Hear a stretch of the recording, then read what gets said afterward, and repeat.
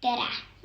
Täna ma meisterdan kodus ise tuletorni ja näitan neile ka, kuidas teha tuletorni. Tuletorn on vee ääres olev majake, mis kaitseb laevu, et nad ei sõidaks kibidele otsa ja jõuaksid ohutult sadamasse.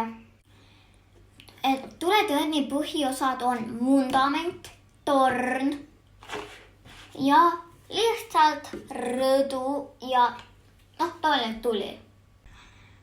Paneme need kõik kokku ja kasutame selleks ühte vahendit. Teeb kõik need osad teibiga üle. Nüüd. Teie saate natuke vaadata, kuidas ma siin midagi teen.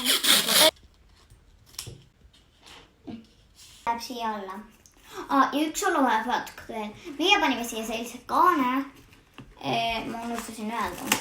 Aga nüüd teebime siia peale ühe ilusat punase paberi. Ja ma näitan teile, kuidas seda teha. Alguses liimige äärele.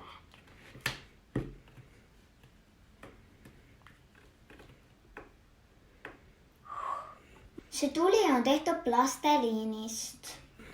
Nüüd joonistame siia musta vildikaga või teiste värvide vildikaga. Pruuniga oleks ka hea.